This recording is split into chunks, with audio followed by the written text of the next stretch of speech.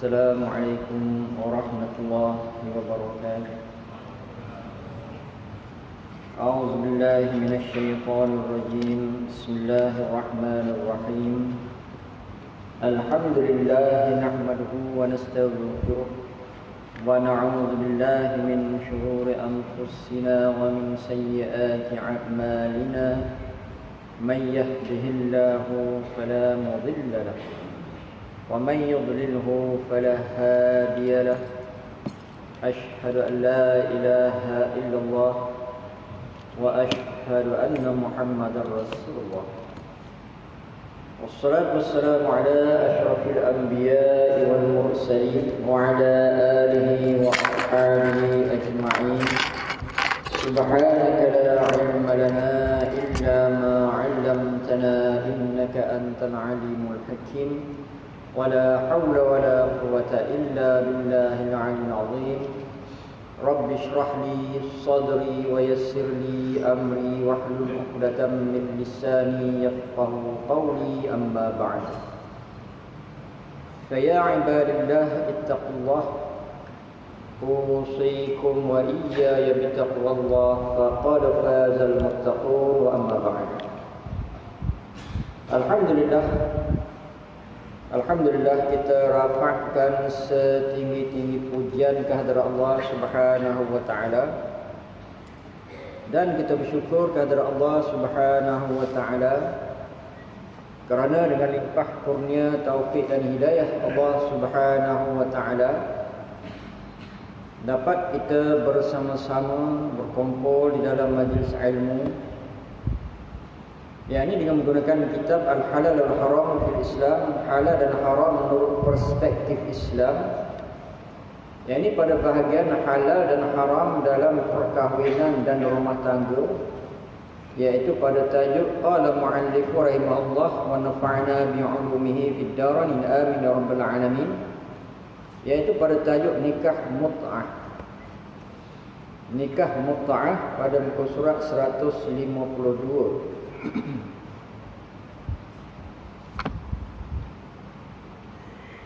Perkahwinan menurut Islam merupakan sebuah ikatan yang suci dan diwujudkan dengan niat persatuan yang abadi dari kedua belah pihak.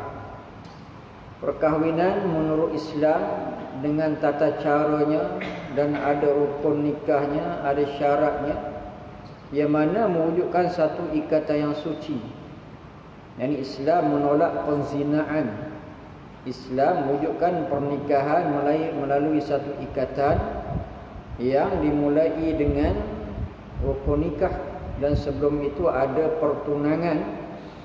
Yani agar pernikahan itu bukan dilakukan dengan penzinaan, tapi melalui satu kontrak yang mengikat pasangan suami isteri dengan tanggungjawab yang ditetapkan oleh Allah Subhanahu wa taala, dan diwujudkan dengan niat persatuan yang abadi daripada kedua belah pihak.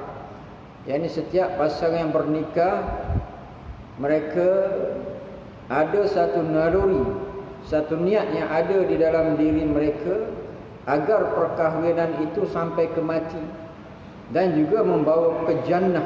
Ini adalah merupakan ajaran Islam. Yang ini setiap perkahwinan itu ada di dalam dua pasangan itu agar mereka bersama-sama berkongsi hidup sehingga mati, dan juga mereka diajar agar berkeinginan wujud perkahwinan itu agar mereka bersatu di dalam syurga bersama-sama. Sebagaimana mereka impikan kebahagiaan masa berkahwin. Hikmah daripada pernikahan itu adalah sakinah, mawaddah, warahmah, yakni ketenangan, kecintaan dan juga kasih sayang. Itu adalah merupakan hikmah daripada pernikahan, yang mereka berkeinginan, berniat agar perkahwinan itu sampai kepada mati dan membawa kepada jannah, syurga Allah Subhanahu wa taala. Ini adalah perkahwinan yang diajar oleh Islam. Ianya diharapkan dapat mendatangkan hikmah yakni kedamaian, ketenangan, cinta dan kasih sayang. Ini di dalam perkahwinan tu ada hikmah, ada kelebihan, ada kebaikan yang banyak. Dan yang besarnya di antaranya kedamaian, yakni sakinah. Apabila dua orang bernikah di mana ada kedamaian, dapat melepaskan keinginan dalaman, dapat melepaskan keinginan seksual yang lama terpendam dengan jalan yang halal, dan kesemua itu membawa kepada kedamaian, tertolak ataupun terjauh daripada penzinaan. Dan apabila dua orang bernikah, dia membawa ketenangan, susah sama-sama dipikul, senang sama-sama dirasai. Dan juga dengan perkahwinan itu ada tumbuh cinta. Dengan cinta itulah melahirkan satu zuriat yang penuh dengan kasih sayang. Keluarga yang penuh dengan kecintaan akan mewujudkan satu keluarga yang besar apabila lahirnya anak dengan rasa cinta dan kasih sayang. Perkahwinan juga bertujuan untuk melestarikan jenis manusia, dan salah satu bentuk perilaku cara bertahannya manusia di bumi. Dan sebuah ayat Allah Subhanahu Wa Taala menyebut, yakni perkahwinan itu agar melahirkan akan zuriat yang seterusnya. Sama ada yang seterusnya laki-laki dan perempuan, itu adalah merupakan kejadian manusia. Allah Subhanahu Wa Taala jadikan manusia itu daripada laki-laki dan perempuan.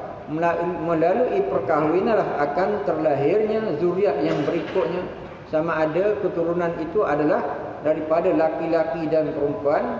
Dalam sebuah ayat dikatakan, wallahu ja'ala lakum min anfusikum azwaja wa ja'ala lakum min azwajikum banina wa hafadatan. Wa ja'ala lakum min azwajikum banina wa hafadah. Yang bermaksud, dan Allah menjadikan dari diri kalian isteri-isteri, dan menjadikan untuk kalian dari isteri-isteri kalian anak dan cucu. Di mana dalam ayat ini, dalam surah An-Nahl ayat 72, Allah Subhanahu Wa Taala menyebut, Allah menjadikan, dan Allah menjadikan dari diri kamu isteri-isteri, dan menjadikan untuk kamu dari isteri-isteri kamu anak-anak dan cucu. Dengan berkahwinlah, Islam mengharuskan, apabila berkahwin mengharuskan hubungan jima', dan daripadanya lah akan lahirnya keturunan seterusnya, anak dan cucu-cucu. Ini adalah merupakan hikmah tuntutan daripada perkahwinan. Keadaan ini jelaslah berbeza dengan nikah mut'ah, yakni nikah bertempoh ataupun nikah kontrak yang terwujud sebagai transaksi pernikahan untuk jangka masa dan ganjaran tertentu. Berbeza dengan nikah mut'ah. Nikah di dalam Islam, yakni tidak dibataskan dengan satu batas, melainkan terbatas dengan meninggal ataupun salah seorang daripadanya meninggal. Walaupun sebegitu, pernikahan itu ada dalam diri orang bernikah, yakni pernikahan itu kekal sehingga ke jannah. Tidak ada tempoh yang memisahkan. Berbeza dengan mut'ah. Mut'ahnya adalah merupakan satu pernikahan yang bertempoh. Dan bernikah secara mut'ah ini, dia menawarkan akan satu ganjaran yang tertentu. Nikah bertempoh berserta dengan ganjaran yang tertentu. Dan begitu juga nikah mut'ah ni dipanggil nikah kontrak. Ini nikah kontrak dalam satu tempoh yang tertentu, dua ini akan terpisah. Walaupun sebegitu, yang perempuan akan diganjarkan ataupun diberi satu pemberian yang dipersetujui sebelum daripada nikah mut'ah. Yang ini kesemua itu tidak ada dalam Islam lah, sebagaimana yang panjang lebar disebut oleh penulis ataupun muallif. Yang ini Islam itu agama yang tidak membataskan satu batas perceraian. Dan pernikahan dalam Islam itu adalah pernikahan yang aman, damai, tenang, cinta, kasih sayang, yang dua pasangan berniat perhubungan suami isteri itu kekal sampai ke jannah. Tidak ada batas yang memisah. Berbeza dengan nikah mut'ah, yakni dibataskan dengan batas yang dipersetujui. Mungkin 1 hari, mungkin 2 jam, mungkin 3 jam, mungkin 24 jam. Dari seolah gambarannya nikah mut'ah ni seperti penzinaan saja. Dapat bayaran, dapat pampasan, dan juga mereka tu setuju untuk bersama dalam satu tempoh yang ditetapkan sebelum melakukan hubungan jenis, itu nikah mut'ah. Pernikahan dalam dimensi ini jelaslah tidak mungkin menggambarkan tujuan di atas. Pernikahan dalam bentuk corak ini tidak mungkin akan dapat sebagaimana yang dijelaskan oleh pengarang yang disebut di atas, nikah yang tidak ada batasnya, nikah yang penuh kasih sayang, penuh tanggungjawab, takkan ada dalam nikah mut'ah. Sebab nikah yang bertempoh. Pernikahan model ini memang pernah dibolehkan secara terhad di masa peperangan dan kemudiannya dia haramkan untuk selamanya. Walaupun pernikahan mut'ah cara ini, model ini pernah berlaku kerana terhad masa peperangan. Perang ni dia masa tempoh yang panjang, sehingga masa peperangan itu tentera yang berperang berkeinginan kepada perempuan dan takut mereka tu berzina, di mana dibenarkan mut'ah. Walaupun sebegitu, pernikahan secara mut'ah ini diharamkan selama-lamanya selepas daripada tempoh yang pernah diizinkan ataupun diharuskan oleh Allah Subhanahu wa taala. Pernah ada di dalam Islam, walaupun sebegitu diharamkan selama-lamanya. Walaupun begitu, nikah mut'ah yang pernah diharuskan itu hanya dalam tempoh yang sekejap sahaja. Saat itu memang sebuah masa peralihan dari zaman jahiliyah ke Islam, di mana latar belakang jahiliyah yang begitu kental dengan penzinaan. Ini ada hikmah pernah berlaku nikah mut'ah ni, yang mana orang Islam pada zaman itu baru menerima Islam. Sedangkan penzinaan di dalam amalan jahiliyah sudah sebati dengan mereka. Dan andai kata dalam sebuah peperangan memerlukan masa yang berbulan-bulan, di mana naluri untuk berzina itu akan muncul semula. Sebab mereka ni pernah duduk dalam sekelompok masyarakat yang suka berzina. Bukan setakat mereka ni kuat minum arak, tetapi satu daripadanya suka berzina.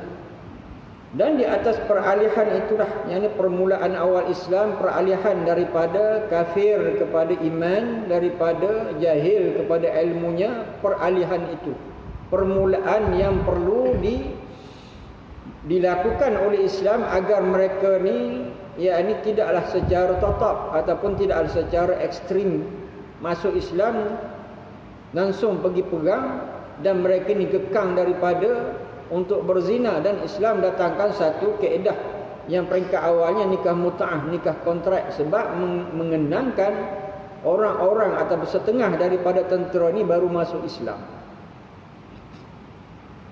Dan ketika Islam datang dan mereka dituntut untuk berjuang dan berperang, yang tentunya mesti meninggalkan isteri selama berbulan-bulan lamanya, mereka keberatan. Yang ini perang ni perlu masa tempoh yang lama. Dia bukan setakat zaman Nabi SAW tempoh perang tu lama. Zaman moden ini pun kalau perang tu lama. Yang ini bukan 1 hari 2 hari. Perang tu kadang makan masa yang lama, meninggalkan rumah tangga, meninggalkan isteri, sehingga tentera-tentera itu boleh terlibat dengan perkara yang tidak bermoral, yakni penzinaan itu. Sehingga Islam pernah datangkan satu hukum untuk nikah mut'ah. Di waktu itu orang Islam setengah daripadanya baru Islam. Keimanan yang ada dalam diri mereka itu tidak sekukuh yang ada selepas itu. Ini disebabkan masih ada di antara mereka imannya masih lemah, yang boleh jadi akan terjerumus lagi ke dalam satu kebiasaan yang pernah mereka alami dahulu, iaitu penzinaan, yang tentunya akan lebih parah lagi keadaannya daripada nikah mut'ah. Jadi takut perkara yang buruk itu akan berulang kepada tentera Islam yang masih lemah iman. Mereka akan berzina seperti mana mereka sebelum Islam. Dan penzinaan itu lebih buruk daripada nikah mut'ah. Nikah mut'ah ni masih ada akadnya. Kalau zina memang tidak ada akad. Itu awal daripada dibenarkan nikah mut'ah. Itu di sejarah. Nikah mut'ah ni ada sejarah dia. Bukan sesuatu yang baru, tetapi pernah berlaku di zaman Rasulullah SAW. Di atas apa? Pandangan Islam kepada setengah daripada orang Islam tu iman mereka masih lemah. Bagaimana contoh pengharaman arak lah, sampai 4 kali barulah diharamkan secara mutlak. Sebab orang jahiliyah ataupun orang Arab ini dengan arak tu sesuatu yang tak boleh dipisahkan, di mana pengharaman arak tu secara berperingkat. Empat masa kemudian baru diharamkan oleh Allah secara mutlak. Nak tinggalkan arak tu berat. Begitu juga nak tinggalkan perzinaan tu pun berat. Iaitu perzinaan yang tentunya akan lebih parah lagi keadaannya daripada nikah mut'ah. Manakala timbal balas yang diberikan oleh mereka yang kuat imannya malah akan mengebiri kemaluannya. Dalam satu hadis yang diriwayatkan dari Ibnu Abbas, Ibnu Mas'ud radhiyallahu anhu, dan bagi mereka yang kuat iman ni, mereka memilih untuk mengebiri, yakni untuk memandulkan diri. Mereka milih jalan memandulkan diri daripada mereka terlibat dengan perzinaan. Ni setengah daripada tentera Islam yang kuat iman ni lama ni duduk di medan perang sana berbulan-bulan, keringat isteri di rumah, di mana boleh menyebabkan perzinaan. Bagi mereka yang kuat iman, setengahnya mereka memilih untuk yakni memandulkan diri. Mengebiri itu memandulkan diri.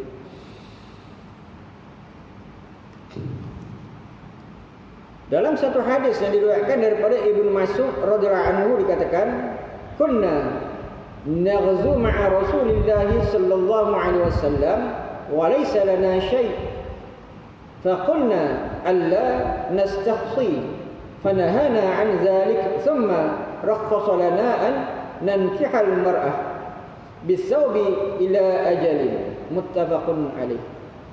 Yang bermaksud kami berperang bersama Rasulullah SAW dan kami tidak bersama isteri-isteri kami. Maka kami berkata, mengapa kita tidak mengebiri diri kita sahaja? Maka Rasulullah melarang kami berbuat demikian itu dan memberi kelonggaran kepada kami untuk menikahi wanita dengan sepasang pakaian hingga batas waktu yang tertentu. Yakni ada di antaranya, ini kisah ni daripada Ibnu Mas'ud menceritakan kami berperang bersama Rasulullah. Kami berperang bersama Nabi SAW, mana Nabi ikut perang juga. Dan kami tidak bersama isteri-isteri kami. Sudah tentulah tak bawa isteri. Pergi perang. Pergi perang tu yang bawanya alat perang dan bawa bekalan untuk perang. Dan di antara mereka berkata, mengapa kita tidak mengebiri diri kita sahaja? Yakni kita mandulkan diri kita.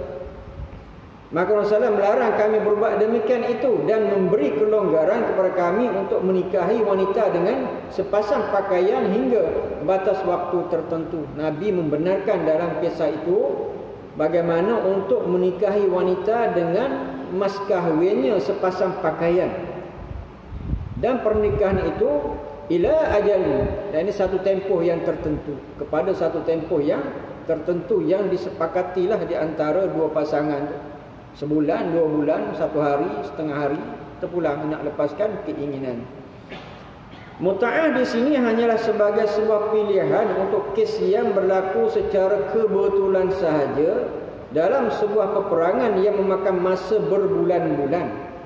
Ini nikah muta'ah ni adalah kes yang terpencil yang berlaku kepada peperangan yang memerlukan tempoh yang berbulan-bulan. Nak pergi perang pun dah makan masa yang berhari-hari, dan di medan perang pun terpaksa menyiapkan alat-alat peperangan dan strategi perang makan masa yang lama. Belum bertempur lagi.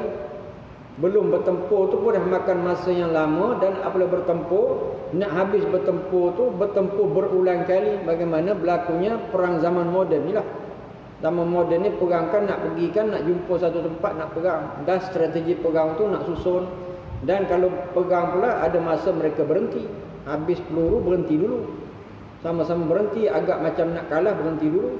Lepas tu susun strategi perang balik. Itu biasa dalam perang. Jadi maksudnya makan masa yang cukup lama. Tengok bagaimana perang yang ada sekarang, Rusia dengan Ukraine tu kan, makan masa yang lama. Bukannya sikit-sikit masa. Negara besar begitu. Sampai habis peluru lah. Habis peluru berhenti sekejap, buat peluru balik, ada duit lagi, perang lagi. Sehingga berlaku gencatan senjata lah, sampai dua-dua pihak akan bersetuju. Zaman dahulu tak ada lah gencatan senjata, tak ada PBB, tidak ada badan-badan yang mewakili satu dunia. Yang ini masing-masing bawa diri, bawa negara masing-masing, bawa kerajaan masing-masing. Berhenti tak berhenti, ya ini kalah dan menang. Habis tentera, habis senjata, kalah lah. Zaman sekarang ni mungkin ada orang tengah. Hal ini mesti dipahami sebagai satu tahapan budaya menuju suatu bentuk pernikahan yang sah dan tetap yang dapat mewujudkan tujuan pernikahan, sebagaimana pentahapan pengharaman minuman keras dan riba yang juga sama-sama sudah biasa diamalkan di zaman jahiliyah atau masa jahiliyah. Ini pertahapan, bertahap-tahap pengharaman nikah ini. Sebab apa? Nak menolak penzinaan. Nikah mut'ah ini dibenarkan bertahap-tahap sebab nak menolak penzinaan. Sebab bagaimana budaya jahiliyah, di antaranya penzinaan itu adalah merupakan satu kehidupan mereka, satu budaya, satu adat biasa bagi mereka. Dan seperti bagaimana minuman arak itu adalah merupakan budaya, satu kebanggaan juga bagi mereka. Dan juga riba adalah merupakan satu bentuk yang mereka anggap sebagai perniagaan. Ini sudah biasa dalam masyarakat jahiliyah sebelum Islam. Jadi benda itu nak dibuang, nak dikikis memang berat. Pertahapan yang sama berlaku juga dalam masalah menjaga kemaluan. Dalam keadaan darurah, nikah mut'ah masih dibolehkan, lalu diharamkan untuk selamanya. Ini dalam tempoh yang lama meninggalkan isteri. Orang yang kuat berzina ni, isteri ada dengan dia pun dia boleh berzina. Ini apatah lagi dalam tempoh yang cukup lama, berbulan-bulan. Bagi setengah orang yang kuat dia punya keinginannya, kalau isterinya dalam pantang pun dia dah tak tentu hala dah. Itu dalam pantang salin lah. Kalau dia dalam tempoh kedatangan darah bulanan itu pun dah rasa macam tak berapa nak betul bagi orang kuat lah. Dia bagi orang yang macam tu nalurinya kuat. Jadi bagaimana keimanan itulah yang menghalang seseorang tu daripada berzina. Kepahaman kita tentang agama, bagaimana zina itu adalah merupakan dosa besar, itu benteng yang kuat untuk seseorang yang beriman daripada melakukan penzinaan. Zaman kita inilah yang tak pegang. Tapi apabila isteri itu dalam keadaan datang bulan, hanya beberapa hari saja, bagi orang yang dia kuat sangat dia punya keinginannya, hanya keimanan kepada hari akhirat, keimanan kepada azab Allah sahaja yang menghalang daripada berzina. Kalau isterinya dalam pantang tempoh bersalin, di mana lagi lama. Kalau orang yang tak tahan dia punya keinginan, dibimbangi akan berzina, itu hanya beberapa bulan sahaja, masih ada lagi isterinya boleh menolong dia untuk menghilangkan keinginan tu. Dibenarkan oleh syarak, sama ada dengan tangan dan sebagainya lah, melalui bantuan isteri. Dan kalau jauh daripada isteri, inilah yang dibimbangi akan berlaku penzinaan. Dan Islam datang bagaimana dikala umat Islam setengah daripada, bukan semua yang kuat iman, di mana Islam mendatang satu bentuk solusi yang bertingkat ataupun berperingkat ini dengan menghalalkan, mengharuskan nikah mut'ah. Ini bendanya. Jadi perkara ini pernah ada dalam Islam agar kita faham. Ini bukan sesuatu yang direka ataupun sesuatu yang melalui ijtihad ulama. Tidak pernah berlaku di dalam Islam. Walaupun sebegitu diharamkan kemudiannya. Diriwayatkan oleh Imam Muslim di dalam kitab sahihnya daripada Imam Ali dan lainnya, diriwayatkan dari Sabrah Al-Juhani radhiyallahu anhu bahawa dia berperang bersama Rasulullah SAW dalam penaklukan kota Mekah. Maka Rasulullah SAW mengizinkan mereka untuk menikahi wanita secara bertempoh, yang ini mut'ah. Dia melanjutkan Rasulullah SAW telah tidak keluar dari Mekah hingga mengharamkannya. Pun pernah berlaku di dalam peristiwa yang kira agak baru dalam Islam pada masa itu, yakni masa penaklukan Mekah. Dalam penaklukan Mekah ni adalah merupakan kira agak baru selepas daripada perjanjian Hudaibiyah. Tahun yang ke-6 Hijrah, perjanjian Hudaibiyah. Selepas itu berlakunya penaklukan kota Mekah. Dan tak lama, beberapa tahun selepas itu Rasulullah SAW meninggal. Maknanya kisah ataupun berkenaan dengan hukum nikah mut'ah tu berlaku masuk lama lah. Maksudnya pernikahan mut'ah itu dalam tempoh yang agak baru dalam ajaran Rasulullah SAW. Begitu. Selepas daripada perjanjian Hudaybiyah. Sebab apa? Penaklukan Mekah ni berlaku selepas daripada perjanjian Hudaybiyah. Perjanjian Hudaybiyah ni berlaku pada tahun hijrah yang ke-6.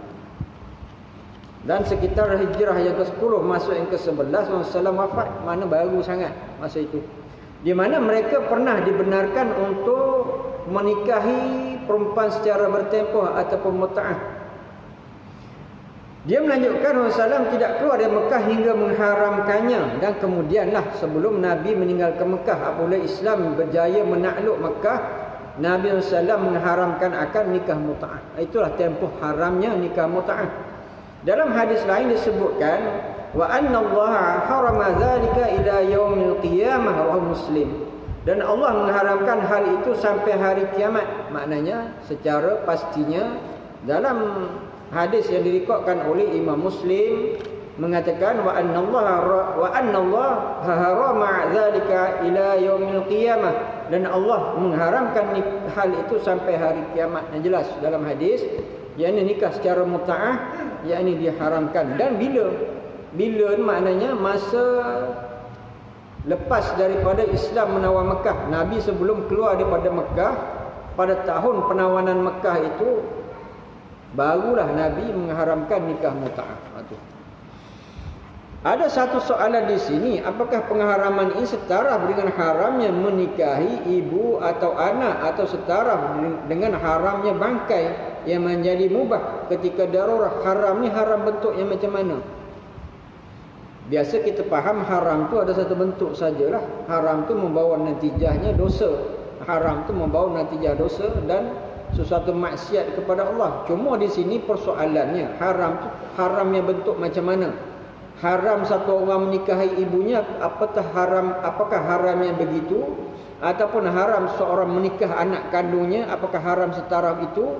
Ataupun haram seorang tu makan bangkai, apakah setaraf itu? Ataupun haram seorang tu minum arak, itu setaraf itu? Haram tu bentuknya macam mana? Yang kita faham secara umumnya haram tu satu haram sajalah.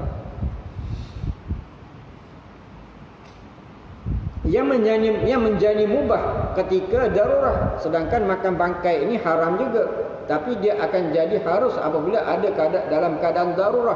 Apakah pengharaman nikah mut'ah itu diharamkan oleh Rasulullah SAW, dan kalau ada darurat yang kemudiannya boleh pula? Itu soalan dia. Para sahabat berpendapat pengharaman ini bersifat mutlak, tanpa tolak ansur ketika syariat sudah stabil dan mapan. Ibn Abbas radhiyallahu anhu sendiri mengambil sikap yang berbeza dan beranggapan bahawa dalam keadaan darurat ianya tetap boleh dilakukan. Dan sebahagian besar para sahabat mengatakan haram nikah mut'ah itu memang mutlak, memang tak ada lagi lah, sebab Islam ni selepas itu sudah stabil, kepahaman tentang Islam tu sudah stabil, orang Islam tu sendiri sudah kuat Islam, dan ajaran Islam tu sudah sempurna. Apabila wafat Rasulullah SAW, mana Islam tu ajaran sudah sempurna. Walaupun sebegitu, ada daripada kalangan sahabat ni, Ibn Abbas mengatakan dia mengambil sikap berbeza dengan sahabat yang lain. Apa maksudnya? Dan ini kata beliau, dalam keadaan darurat boleh dilakukan nikah mut'ah. Itu pandangan Ibn Abbas. Kita tengok bagaimana pandangannya. Sami'tu Ibn Abbas su'alaan mut'atin nisa' farakhas faqala lahu maula lahu innama dhalika fil hal asyadidi wa fil nisa qillatun aw nahwah. Faqala Ibn Abbas na'am. Yang bermaksud, aku mendengar Ibn Abbas radhiyallahu anhu ditanyakan tentang melakukan nikah mut'ah kepada wanita, dia pun memberi kelonggaran kepadanya. Hamba yang dimerdekakannya berkata, mestilah hal itu hanya untuk dalam keadaan yang sangat darurat, ketika wanita sangat sedikit dan sebagainya. Ibn Abbas menjawab. Jadi maknanya Ibn Abbas bagi pendapat dia dalam keadaan darurat boleh menikah secara mut'ah. Dan sehingga hamba dia bertanya, contoh mut'ahnya, contoh yang daruratnya bagaimana? Kalaulah wanita sangat sikit, boleh tak nikah mut'ah? Di mana kita Ibn Abbas boleh. Itu pandangan Ibn Abbas. Namun pandangan dia ni apakah kekal sampai ke bila-bila? Enggak.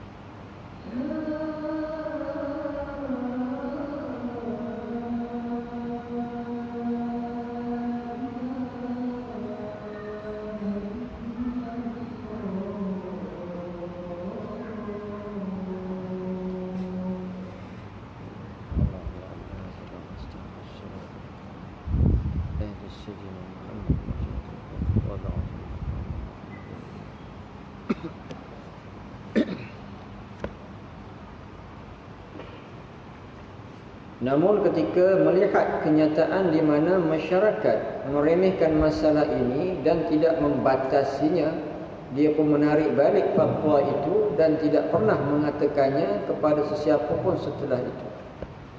Jadi setelah Ibnu Abbas mengeluarkan fatwa begitu, ramai masyarakat mengambil kesempatan daripada fatwa itu untuk meremehkan hukum itu, tanpa ada darurah mereka bermuta'ah Sehingga Ibnu Abbas melihat perkara itu sudah tidak jadi kewajaran, yang mana Ibnu Abbas menarik balik fatwanya, dan selepas itu dia pun tidak mengatakan tentang hukum mut'ah lagi. Maknanya bagi mereka yang cuba beralasan dengan fatwa Ibnu Abbas ni satu bentuk yang salah lah, sebab Ibnu Abbas menarik fatwa itu kembali. Dalam menarik fatwa ni, mereka yang mengeluarkan fatwa sahaja yang boleh menarik fatwanya. Orang lain tidak boleh membatalkan fatwanya. Sebagaimana ulama-ulama mujtahid mengeluarkan fatwa dan kemudian mereka batalkan dengan sebab ada qarinah atau bukti-bukti yang lain lebih layak untuk mereka berfatwa yang lain. Ini biasa berlaku kepada mujtahid. Bagaimana Imam Syafi'i kita sendiri pun ada dua qaul qadim dan juga qaul jadid, di mana ada dua bentuk fatwa. Apabila diketemui akan bukti ataupun qarinah yang lain yang lebih menyokong, di mana keluar fatwa yang lain, di mana orang lain tidak boleh membatalkan akan fatwa mujtahid. Dia sendiri yang boleh membatalkan fatwa. Bagaimana kebijaksanaan para ulama, contohnya Ibnu Abbas, dia adalah merupakan satu ulama daripada kalangan sahabat yang memang bijak, memang arif tentang hukum, dan apabila melihat suasana itu sudah tidak terkawal, yang mana beliau pun menarik balik fatwa itu, dan tidak ada lagi lah, tidak disebut oleh Ibnu Abbas berkenaan dengan keharusan untuk mut'ah bagi mereka yang mengambil alasan mut'ah kerana fatwa ini itu adalah sesuatu yang tidak benar. Dan juga bagi mereka yang menghalalkan mut'ah juga, mereka tidak beramalkan dengan setengah hadis Nabi. Sebab setengah daripada kalangan sahabat ni macam Syiah, mereka mengkafirkan akan sahabat, dan tidak semua hadis daripada sahabat mereka terima. Dan itulah setengah daripada hadis-hadis yang direkodkan yang mengharamkan fatwa itu mereka tolak, sebab mereka mengharamkan akan sahabat itu sendiri. Sikit lagi tuan. Poligami, kembali saya tegaskan di sini bahawa Islam adalah agama yang paling manusiawi. Islam ni agama yang paling berkemanusiaan, berperi manusia. Kehidupan secara moderat, yang ini sederhana. Moderat tu maksudnya sederhana. Wa ja'alna minkum ummatan wasatan litakunu syuhada'a 'alan nas. Kami jadikan kamu dari satu kaum yang sederhana, yakni di antara yang bersifat sederhana lah. Umat Islam ni adalah sifat sederhana, wasatiyah, dan umat Islam akan jadi saksi kepada umat-umat yang lain, tidak secara berlebihan dan tidak secara munafik, tidak bersifat munafik. Islam ni adalah agama yang sederhana, pertengahan, tidak berlebih-lebihan dan tidak sifat munafik, lain dalam luar lain. Keadaan berfikir yang sama akan kita lihat dalam kes poligami. Bagaimana Islam membenarkan poligami dengan syarat-syarat dan batas tertentu. Dengan pertimbangan yang manusiawi, Islam membolehkan lelaki Muslim untuk menikahi lebih daripada satu orang. Dengan sebab apa? Dengan sebab tujuan meraihkan sifat manusia itu sendiri. Islam membenarkan akan sistem ataupun hukum poligami. Agama sebelum Islam membolehkan lelaki untuk menikahi ratusan bahkan ribuan wanita tanpa syarat dan kriteria tertentu. Sebelum kedatangan Islam, orang berpoligami ini bukan 4 orang, sampai beratus orang, beribu orang, sehingga tidak terjamin, tidak ternafkah akan isteri yang dinikahi. Contoh bagaimana Nabi Daud AS, Nabi Sulaiman AS, ramai isteri, ratusan orang isteri. Jadi Islam datang ni bagaimana di antara berlebih-lebihan dan juga di antara ketat. Islam ambil jalan tengah, hanya 4 saja. Kemudian Islam menetapkan batasan dan syarat dengan maksima hanya 4 orang isteri. Ghailan As-Saqafi masih beristeri 10 orang ketika masuk Islam. Maka Rasulullah bersabda kepadanya, di antaranya yang masuk Islam, Ghailan As-Saqafi, masa dia masuk Islam, dia isterinya ada 10 orang. Maka Rasulullah bersabda kepadanya, "Ikhtar minhunna arba'an wa fariq sa'irahunna." Rawi Syafi'i wa Ahmad wa Tirmizi wa Ibn Majah wa Ibn Abi Syaibah wa Daraqutni wal Baihaqi. Nabi kata, pilihlah 4 orang daripada mereka dan ceraikan lebihnya. Makna apabila sebelum masuk Islam, Ghailan ini ada 10 isteri, dan apabila masuk Islam Nabi kata pilih 4 saja, yang bakinya ceraikan. Begitu juga dengan mereka yang mempunyai 8 isteri atau 5 orang, Rasulullah SAW menyuruhnya untuk mempertahankan 4 isterinya sahaja, manakala isteri Rasulullah SAW yang berjumlah 9 merupakan satu kurnia khusus bagi Rasulullah SAW demi kepentingan dakwah Islam dan umat manusia setelah beliau wafat. Yang 9 itu pun tidak bersama sekaligus, hanya 4 orang sahaja yang bersama. Boleh lihat kitab Tijal Ad-Darari. Dan ini kesimpulannya, kita masuk tajuk yang baru lah. Kira makna tajuk berkenaan dengan poligami, di mana Islam tu duduk pertengahan di antara berlebih-lebihan dan di antara ketat hanya benarkan 4 orang sahaja. Allahu a'lam bissawab. A'udzubillahi minasyaitonirrajim. Bismillahirrahmanirrahim. Alhamdulillahi rabbil alamin. Allahumma arinal haqqa haqqan warzuqna ittiba'ahu wa arinal batila batilan warzuqna ijtinab. Allahumma 'allamtana wa ja'alna min 'ibadika as-salihin. Wa sallallahu ala sayyidina Muhammad wa ala alihi wa sahbihi wa sallam. Walhamdulillahi rabbil alamin. Aqulu qawli hadha wa astaghfirullahal azim li wa lakum wa lisa'iril muslimin wal muslimat fastaghfiruhu innahu huwal ghafurur rahim. Assalamualaikum warahmatullahi wabarakatuh.